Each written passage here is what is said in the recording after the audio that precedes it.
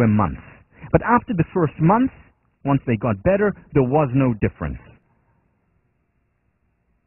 All three groups benefited as much.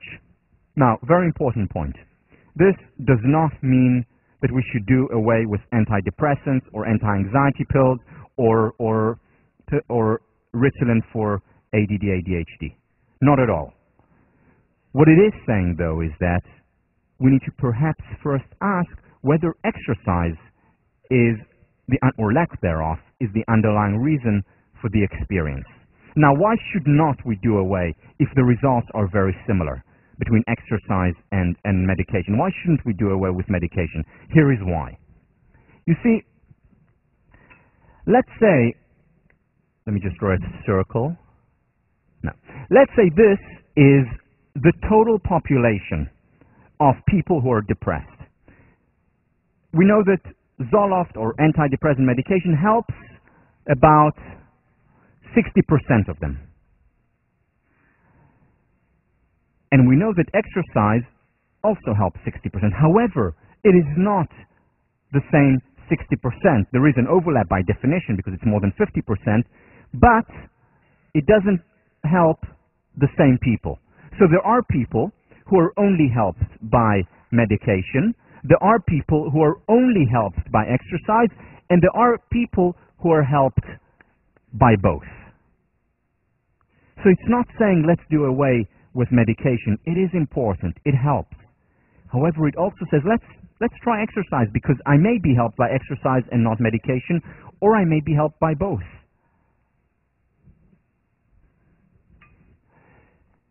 Here is the clincher, though, in this study. So what they were looking for, as they look in all these studies, is the relapse rates, meaning 6 months after the end of the study, when we no longer give medication, when we no longer push the participants to exercise 3 times a week at least.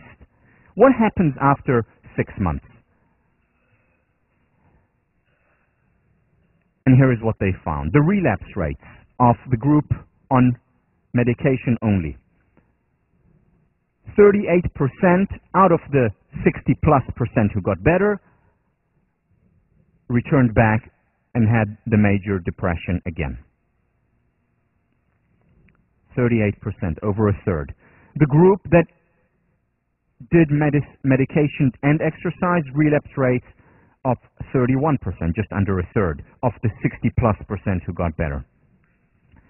Relapse rates of the exercise group only, and remember, they could continue to exercise or not. That was entirely up to them.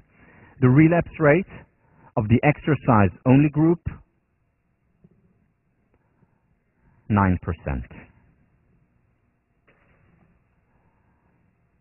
Remarkable results. Similar results earlier than the year 2000, all the way back in 1984 for dysthymia. Dysthymia is usually longer lasting, but less acute form of depression.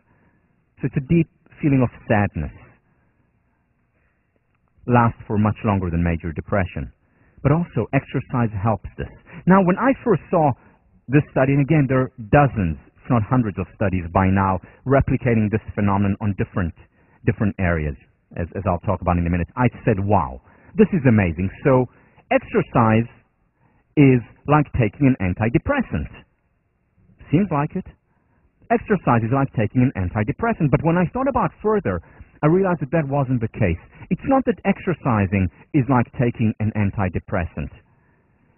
It's rather that not exercising is like taking a depressant. This is more than just a semantic difference. This is more than just a semantic difference.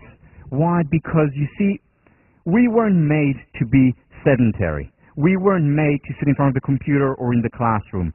We were made to run after that deer or run away from that lion.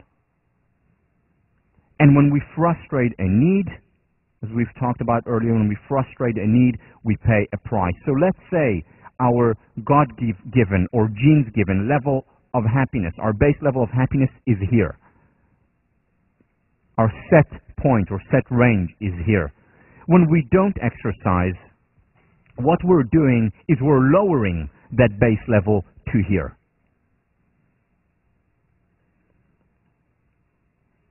If our normal level is here, what we're doing when we don't exercise, we're lowering it to here. And then, whereas we could have lived our life up here with the vicissitudes, and hopefully upward spiral, what we're doing is we're living our lives with the same ups and downs, only at a much lower level here. And we struggle just to get to our God-given or genes-given level of happiness. You know, I'm not a clinical psychologist. I'm not a therapist. However, if I were one, a prerequisite for me, for treating people, for working with people, would have been physical exercise. Or at the very least, being my number one priority of helping them to physically exercise. Because very often they would come because they don't have the motivation, perhaps, to exercise. But that would be my number one priority, either to make it a prerequisite for being treated or to make it the top priority. Why? Because I don't want to fight nature. I don't want to have to fight nature so that the person I'm working with gets to their God-given or genes-given level of well-being. I want to work with nature. Nature, to be commanded, must be obeyed. And one of the dictates of nature is that we need to be physically active. And I was just talking about this over dinner. I had dinner with Dave Fish, the tennis coach, and his wife, Bonnie Masland, who is a clinical therapist. And she told me, yeah, you know, she's been treating people for years. That's what I do. A prerequisite for treatment with me is physical exercise. So there are apparently psychologists who understand the importance of exercise. Why fight nature here when you can start when the base level can be here?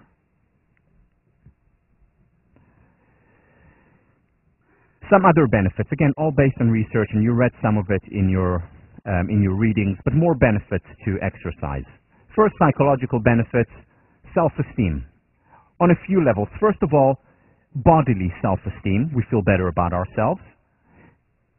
And also general self-esteem. We feel better about ourselves. State as well as trait self-esteem increases. In other words, as we feel right after we exercise, but also as we feel in the long term if we have a regular exercise regime. So both state as well as trait self-esteem is increased. Anxiety and stress. One of the things that are most susceptible to exercise. You know, Tommy can tell, my wife can tell if I haven't exercised for more than 48 hours. You know, I would come home and she would say, when did you last exercise? Why? Because she feels, you know, she has a sense of, you know, a little bit rougher around the edges, a little bit more tense. Again, as I mentioned in previous classes, I have an inclination for anxiety. And exercise, that's my drug. It's my wonder drug. At the very least, every other day. At the very least.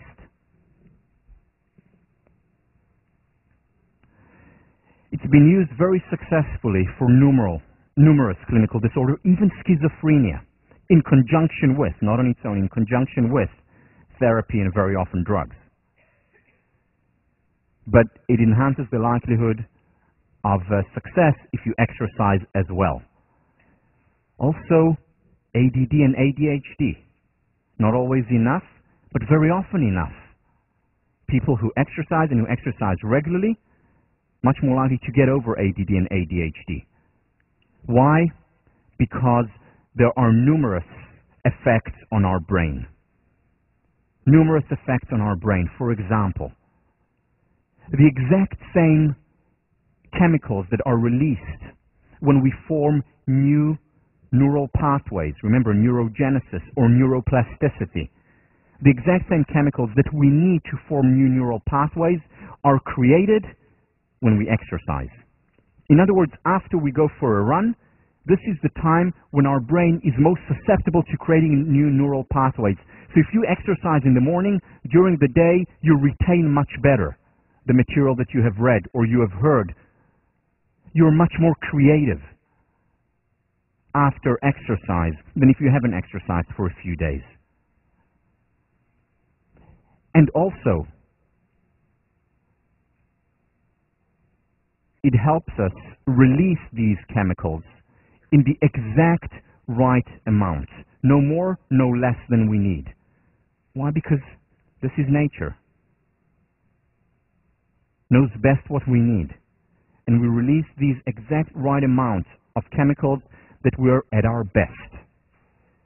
This is, by the way, why, again, as I mentioned earlier, religiously, I run before every lecture. Well, I don't always run. I like running outside, but it's not always possible, so I jump on my trampoline at home. I have, one of these small ones, and I jump on them, and I have my pulse meter on me. I shouldn't have told you this? No. Okay. And I can feel when I don't exercise before a lecture. For example, when I travel and arrive right before a lecture and don't have time to work out. I can feel when I read my retention rates, my concentration levels. Because as I said earlier, I have a mild case of ADHD. And again, exercise is my drug.